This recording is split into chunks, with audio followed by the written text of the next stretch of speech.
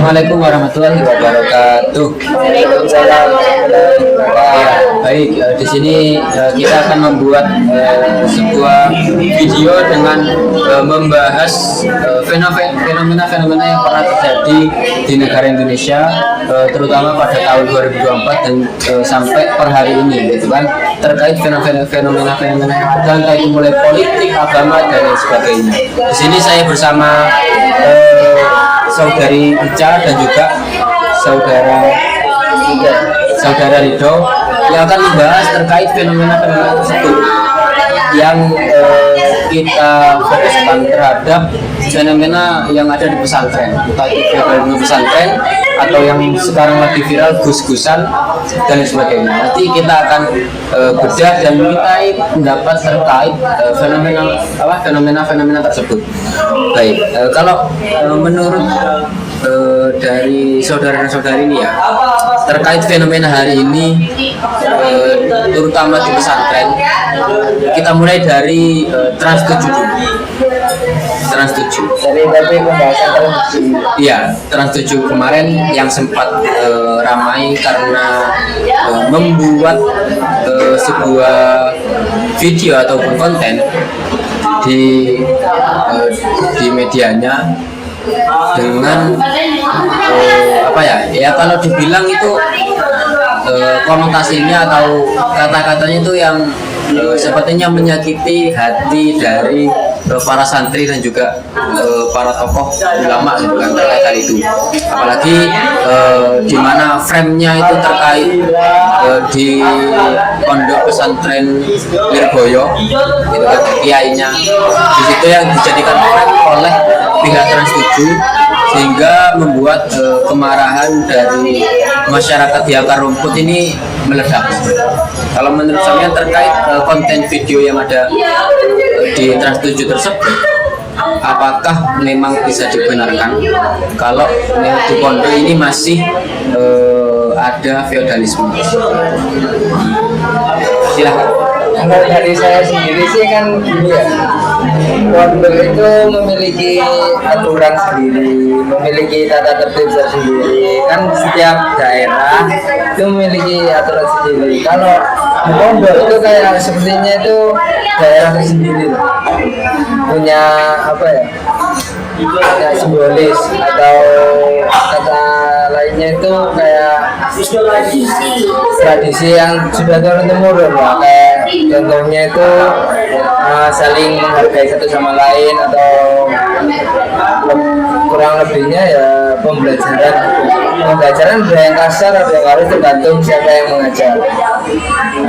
Itu Terus kalau terkait di situ kan juga di filmnya juga ada di mana kiai entah itu kiai entah itu atau buyainya atau gurunya itu yang memberikan makanan dengan cara dilempar atau digelindingkan. ya dilempar tiba besi. Nah betul, apa ini secara adat di agama Islam itu benar? Menurut saya kurang dibenarkan. Manusia itu bisa punya harga diri lah. Kalau meskipun itu dari seorang kiai atau kiai, kalau itu makanan itu dilemparkan tidak sesuai dengan moral seperti itu.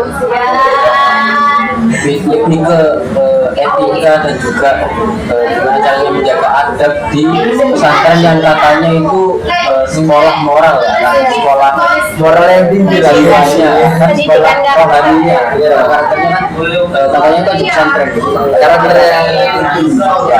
Jadi itu tadi melihat ya fenomena seperti itu yang tadi sudah saya jelaskan terkait guru yang memberikan pada waktu itu frame-nya itu buah itu nasinya digelindingkan gitu kan. Dengan memang secara etika kan tidak bisa, tetapi dari santrinya itu tetap saja gitu. Tapi mereka itu seperti menerima saja. Ya saya direndahkan nggak apa-apa, ya saya mau diapakan nggak apa-apa. Yang penting itu yang ngasih guru saya. Kan kasarnya kan seperti itu. Jadi apapun yang dilakukan guru saya itu baik, meskipun itu tidak baik terhadap saya. Kalau mendengar dari statement saya, apakah sepakat? Kalau melihat dari tayangan itu kayaknya kan gimana ya, ada gitu. Kalau kasarnya itu udah gini, tapi kalau bedanya ya nggak tahu lagi namanya. Kan kita mengabdi atau gimana ke guru kita gitu juga. Tapi kalau makanan dilempar ya kemungkinan dari saya sendiri sih enggak. Kenapa enggak? Sebab kita itu juga sama-sama manusia, meskipun beda kasta dan beda keturunan, terus beda dari segi ilmunya juga beda, terus tempat tempatnya kita, misalnya tempatnya itu terpengaruh, dia sebagai guru dan saya sebagai murid gitu. Kalau menurut saya sendiri enggak, seorang guru kayak gitu lebih baiknya ya dikasih dengan baik atau dipanggil lah gitu. Kalau kayak gitu cuma ditaruh terus dipanggil suruh ngambil, nggak dengan cara dilempar gitu. Saya menarik terkait kata-kata mengabdi ya, terkait mengabdi atau kalau dalam bahasa Jawa itu ada namanya ngalap barokah ya, mencari barokah, mencari berkah, mencari kebaikan dari guru ya. Kalau kita korelasikan atau samakan dengan fenomena yang terjadi hari ini, itu ada majelis dakwah itu yang sampai kalau dilihat secara etika dan moral itu kurang baik gitu. Meskipun dia itu anak seorang kiai, anak seorang kiai memiliki pondok pesantren dengan keilmuannya yang mungkin di atas para jamaahnya gitu kan, tapi mencontohkan dengan cara dakwahnya itu tidak memakai etika, kayak menjustis atau membenarkan hal-hal yang seharusnya itu dilarang atau diharamkan oleh agama Islam terutama, kan kalau kita di sini membahasnya seperti yang kemarin terkait ada seorang gus ya atau pendakwah itu yang bilang merokok itu boleh, merokok itu sama halnya kayak kita ini berzikir gitu kan, merokok sama halnya kita berzikir. Terus juga ada seorang habaib yang mengeluarkan statement terkait satu habaib bodoh itu lebih baik dari 70 ulama alim. Nah, kalau menurut kalian seperti apa? Kalau menurut saya yang satu habaib bodoh lebih baik dari berapa tadi? 70 ulama itu saya kurang setuju dengan hal itu, soalnya gak mesti keturunan Habib itu bisa mencerminkan kayak karakter dari kayak karakter dari nama tersebut. Jadi itu tergantung orangnya masing-masing. Kalau memang orangnya itu bisa menjaga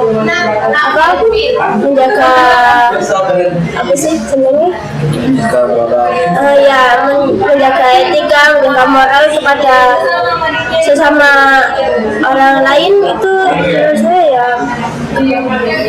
Tapi kalau seorang habaib, keturunan habaib itu nggak bisa menjaga moral, itu ya percuma saja meskipun dia disebut itu habaib. Jadi tidak sepakat ya terkait statement yang dikeluarkan oleh Habib ini ya. Iya. Tidak sepakat. Kalau dari saya gimana? Ya, apalagi ini Habib loh, ini memiliki darah keturunan dari Rasulullah gitu kan. Yang kita tahu ya panutan kita dalam hidup, dia memiliki darah di situ gitu, memiliki darahnya. Tapi memberikan statement terkait hal itu. Kalau menurut Samin ini bagaimana? Kalau saya sih ya setuju aja. Setuju. Setuju. Setuju Habib yang bodoh itu lebih baik daripada 10 ulama alim. Iya, Setuju. setuju. Alasannya kenapa? Karena kan gini ya, baik. Ya, Habib itu kan memiliki darah keturunan. Kenapa dia disebut Habib? Karena adanya darah keturunan itu. Nah, dari situ kan kita bisa melihat darah keturunan itu bisa apa ya, dibedakan daripada yang lain. Nah, pas itu kan ada juga yang bilang kalau ulama itu lebih rendah daripada habaib, daripada habaib yang keturunan Nabi itu ya. Nah,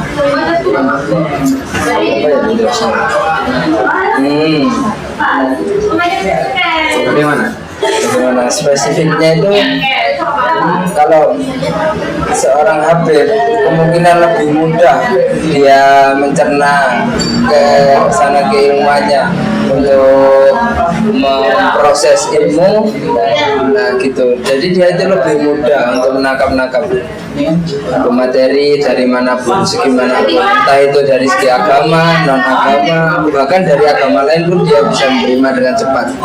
Kalau dari baik, kalau dari ulama dia masih banyak belajar.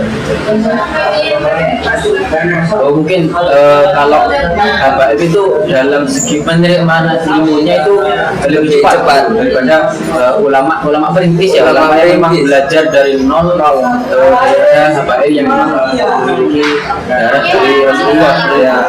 Karena darah dari keturunan itu lebih gimana ya, lebih mudah Ya, kalau di Jawa ya contohnya darah biru lah. darah biru lebih mudah, soalnya kan darah biru tuh saling tertawa, kayak apa ya, tradisi Madura, saling dekat terus gitu. Karena doa, meskipun dia bodoh, sekali dia dapat doa dari orang tua, dari gurunya, dari apa sanak-sanaknya yang terdahulu, itu kemungkinan besar meskipun dia bodoh, sekali dia belajar itu akan cepat dia langsung kayak ilmu apa ya yang namanya laduni.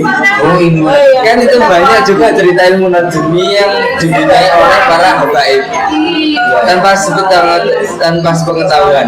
Satu malam besok dia langsung bisa ceramah, langsung bisa apa ya, beribadah secara rutin, langsung sadar. Nggak tahu sadarnya kenapa, kan kita nggak tahu.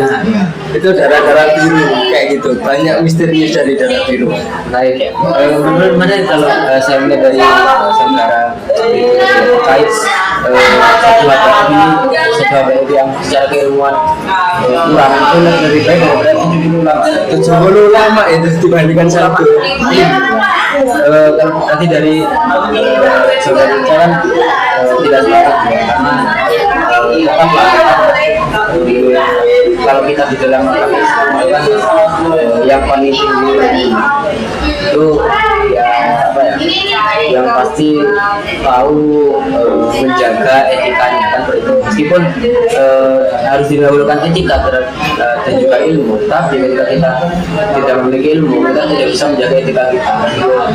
Jadi gimana caranya etika dan ilmu itu harus berjalan ya seimbang, berjalan selaras, ada yang mendahulukan.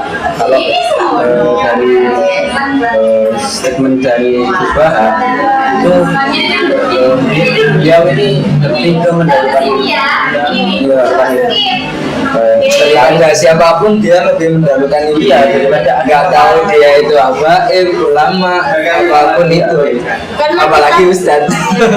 Karena bisa mengetahui adab-adab tadi itu dari ilmu juga.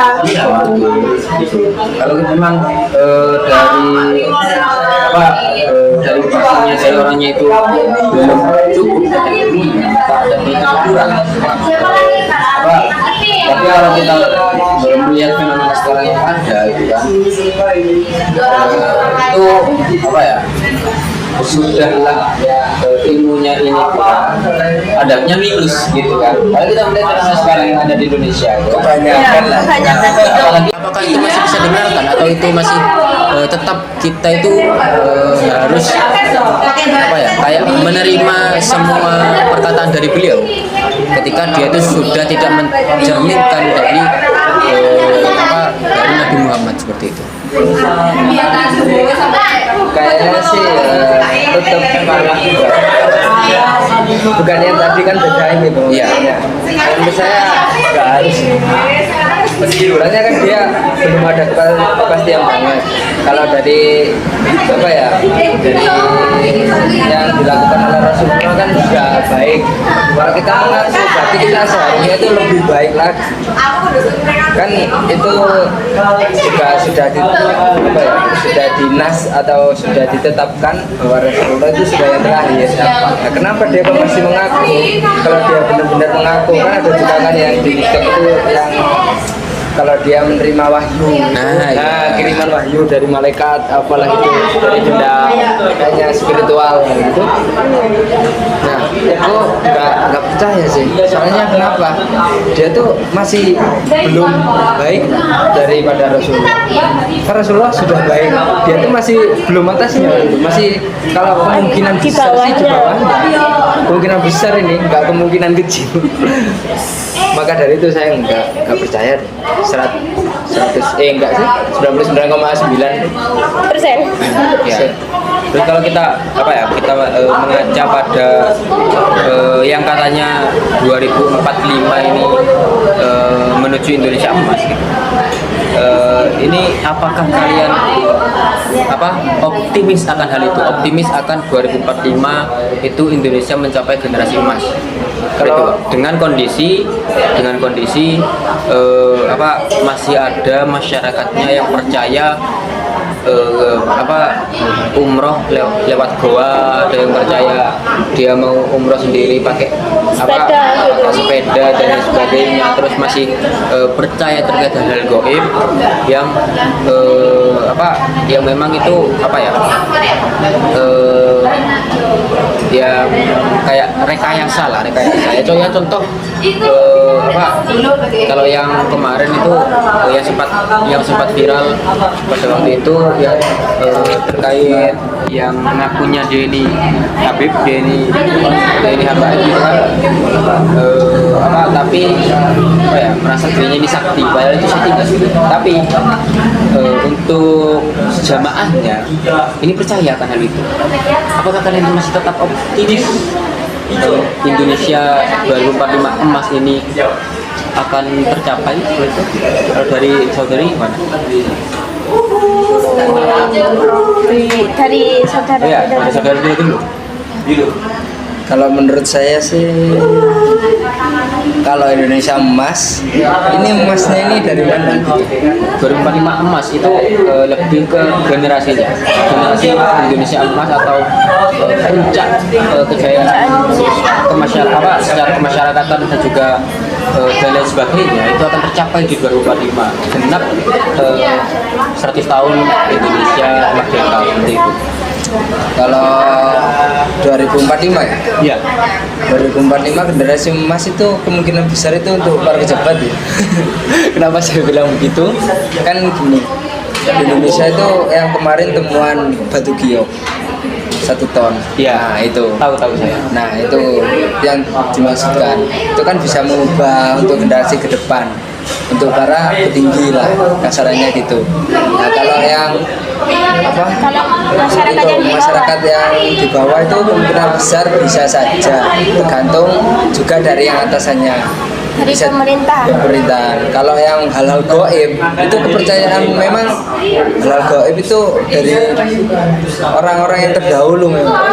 Jadinya kita mau mendoktrin mereka apa ya, untuk menghilangkan hal-hal itu masih sulit karena sudah turun temurun lah. Kita harus percaya kayak ada contoh adatnya Jawa, weton, terus kayak apa, arah jatuhnya orang meninggal gitu, itu sudah perhitungan orang-orang Jawa.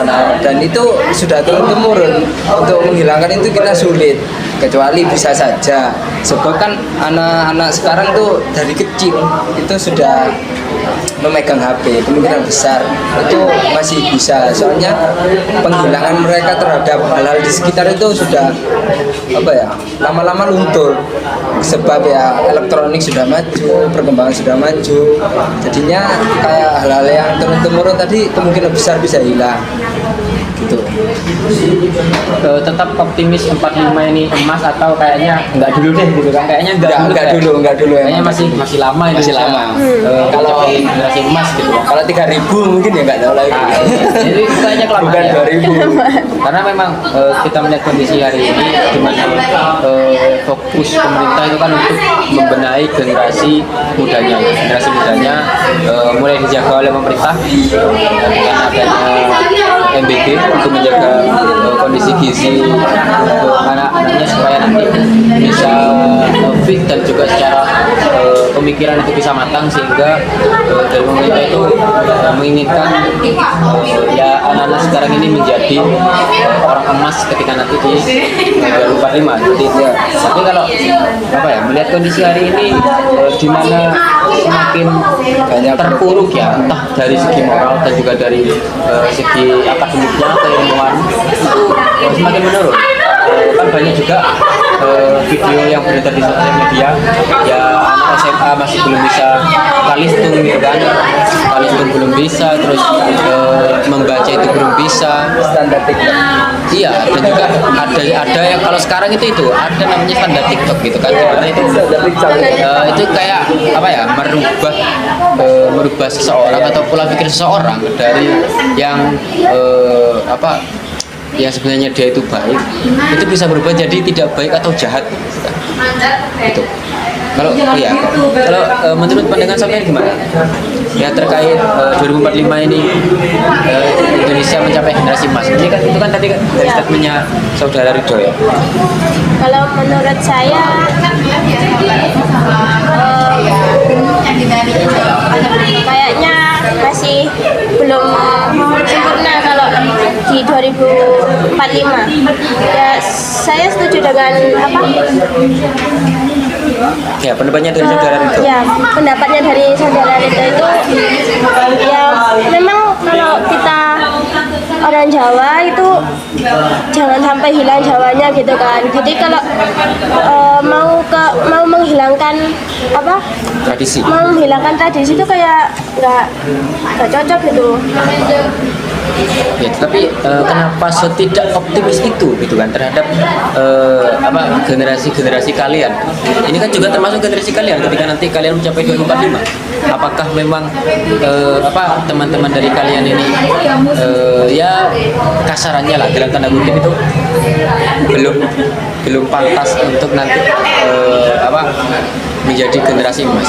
Ini kan di masa kalian inilah ya, kita inilah yang ada, yang sekarang lagi yang sedang berkuliah, sedang bersekolah, itu yang kedepannya akan jadi orang-orang yang dinantikan oleh pemerintah atau oleh negara Indonesia untuk menjadi generasi emas. Kenapa kalian nggak optimis? Padahal kan bisa gitu kan. Oh iya, 2045 itu bakal tercapai, tetapi dengan harus ya kondisi A, kondisi B, kondisi C ini diperbaiki. Kenapa kalian tidak seoptimis itu? Kalau menurut saya karena melihat banyaknya anak muda zaman sekarang itu kurang terhadap edukasinya. Untuk pelajaran-pelajaran itu mereka nggak nangkap dengan sempurna. Jadi mereka bergantung dengan apa AI, Ya. tidak dengan apa pemikirannya sendiri.